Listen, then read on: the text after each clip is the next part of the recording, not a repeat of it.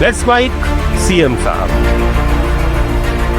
नमस्कार, let's mic CM साहब में आपका स्वागत है। मैं हूं Mahesh Singh. Codeine cough syrup मामले में उत्तर प्रदेश के मुख्यमंत्री योगी आदित्यनाथ ने सख्त रुख अपनाते हुए कहा है कि इस प्रकरण में एनडीपीएस एक्ट के तहत कड़ी कार्रवाई की जा रही है और अब तक 77 आरोपियों को गिरफ्तार किया जा चुका है।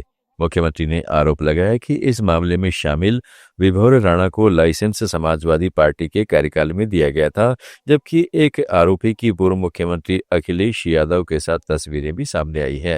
अभी मैं उस पर भी आ रहा हूं। विभोर राणा को लाइसेंस समाजवादी पार्टी ने जारी किया था। आलोक सिपाही है पक्का सफाई, ये भी तय है। अखिलेश यादव के साथ उसके फोटो हैं कि नहीं है कि नहीं है? हमने बर्खास्त किया है। देखिए, हमारी सरकार ने बर्खास्त किया है, हमने उसको बर्खास्त किया है, लेकिन अखिलेश यादव को कुछ गिफ्ट दे रहा है। ये फोटो भी जारी हुई थी ना, ये फोटो भी आपने देखी होगी। इसके अलावा सुनो भाई, इसके अलावा और कुछ आपको सुनना है तो हम आपको और भी चीजें दे देते हैं।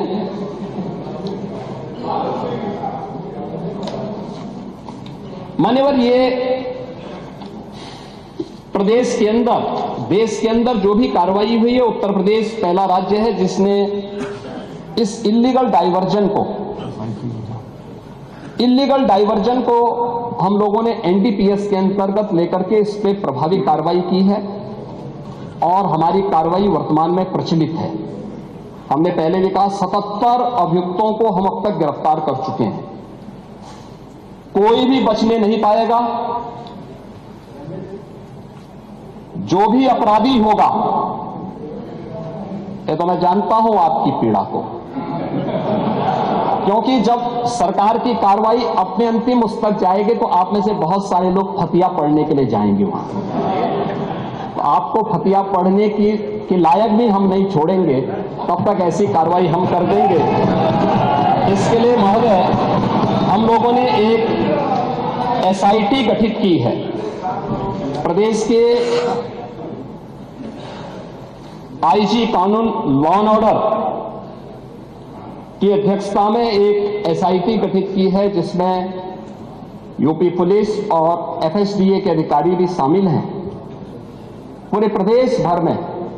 और इसमें कार्रवाई हमारी निरंतर चल रही है और जो भी इसमें दोषी होगा, इसमें हमें कार्रवाई करने में कोई संकोच नहीं होगा। अब तक हमने कार्रवाई भी की है और माफिया के खिलाफ कार्रवाई कैसे होती है, मुझे लगता है समाजवादी पार्टी से अच्छा कोई दूसरा उसका जो है जानकार नहीं होगा। समाजवादी पार्टी तो उसके बारे में बहुत अच्छी तरह पहले से परिचित है कि कैसे माफिया के खिलाफ कार्रवाई होनी चाहिए, और समाजवादी पार्टी की तड़फड़ाहट वो हम उसके माध्यम से समझ सकते हैं।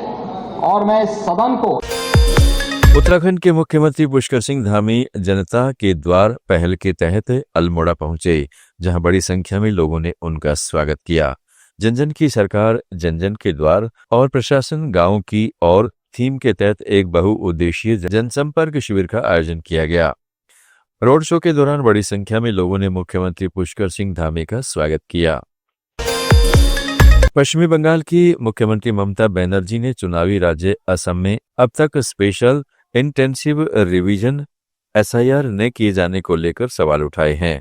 उन्होंने कहा है कि जब देश के कई अन्य राज्यों में मतदाता सूची के विशेष गहन पुनरीक्षण की प्रक्रिया चलाई जाती रही है, तो फिर असम जैसे चुनाव प्रभावित राज्य में यह प्रक्रिया क्यों नहीं की गई। मुख्यमंत्री ममता बनर्जी ने इस मुद्दे को लोकतांत्रिक प्रक्रिया और चुनावी पारदर्शिता से जोड़ते हुए कहा कि मतदाता सूची से जुड़ा कोई भी कदम निष्पक्ष और समान रूप से सभी राज्यों में लागू होना चाहिए। एसआईआर করতে অসমে কেন হবে না?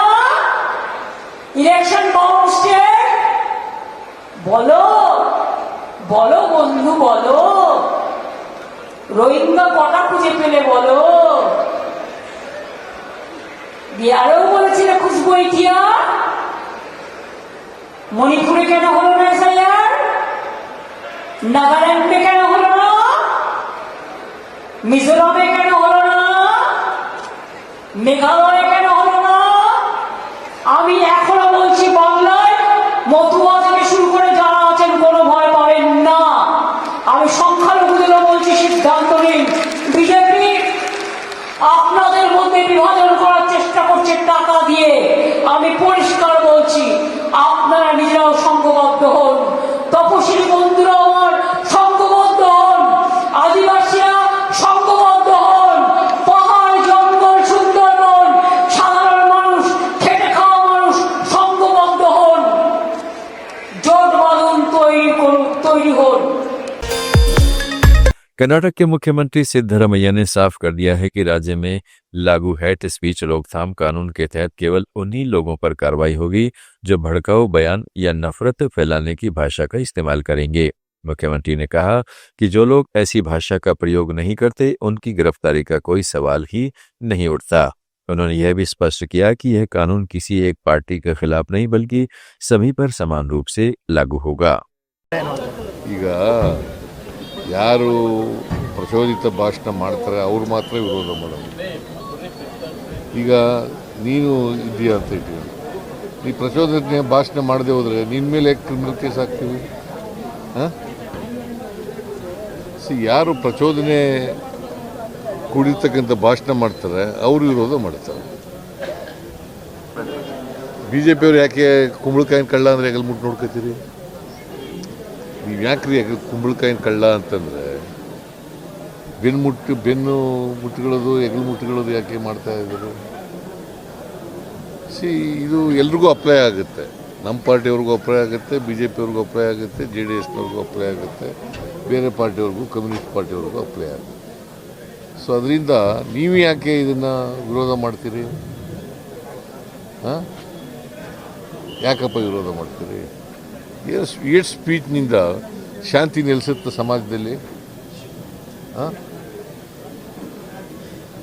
ಶಾಂತಿ ಕಾಪಾಡಲಿಕ್ಕೋಸ್ಕರವಾಗಿ, ಭ್ರಾತೃತ್ವ ಕಾಪಾಡಲಿಕ್ಕೋಸ್ಕರವಾಗಿ ಇಂಥ ಒಂದು ಮಸೂದೆಯನ್ನು ತರ್ತಾ ಇರ್ತಕ್ಕಂಥದ್ದು. ಇತ್ತೀಚಿನ ದಿನಗಳಲ್ಲಿ ಏಟ್ ಸ್ಪೀಚ್ ಜಾಸ್ತಿ ಆಗಿದೆ.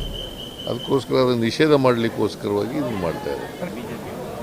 ಅಂದರೆ BJP ಅವರು ಪ್ರಚೋದನೆ ಭಾಷಣ ಮಾಡ್ತಾ ಇದ್ದಾರೆ ಅಂತ ಅದರ ಅರ್ಥ अल्वा। मुख्यमंत्री पुष्कर सिंह धामी ने हेमवती नंदन बहुगुणा स्टेडियम में सांसद खेल महोत्सव का उद्घाटन किया।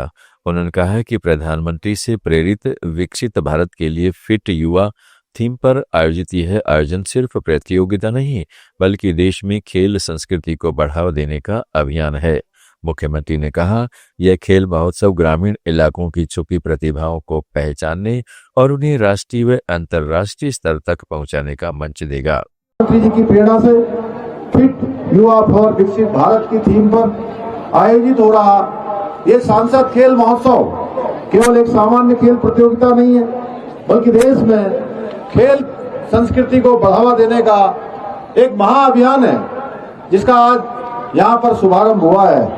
ये खेल महोत्सव जहाँ एक और हमारे गांव-गांव में छिपी हुई खेल प्रतिभाओं को खोजकर उन्हें राष्ट्रीय और अंतर्राष्ट्रीय स्तर तक पहुंचाने के लिए एक सशक्त मंच प्रदान करेगा, वहीं हमारी युवा शक्ति में अनुशासन, आत्मविश्वास, टीम भावना और संघर्षशीलता जैसे गुणों को विकसित करने का भी बहुत प्रभावी माध्यम बनेगा।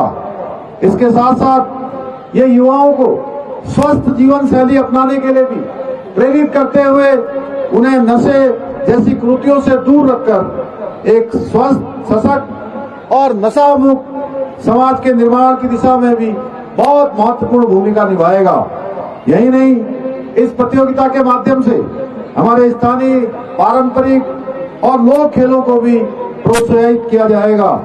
भाइयों बहनों, आदरणीय प्रधानमंत्री श्री नरेंद्र मोदी जी ने खेलो इंडिया और फिट इंडिया जैसे मूवमेंट, इसके माध्यम से देश में खेल संस्कृति को उनके माध्यम से लगातार निरंतर प्रोत्साहित करने का काम किया जा रहा है। आज आदरणीय प्रधानमंत्री जी के कुशल नेतृत्व में भारत खेलों के क्षेत्र में भी नई ऊंचाइयों को छू रहा है और वैश्विक मंच पर एक विशिष्ट स्थान बना रहा है।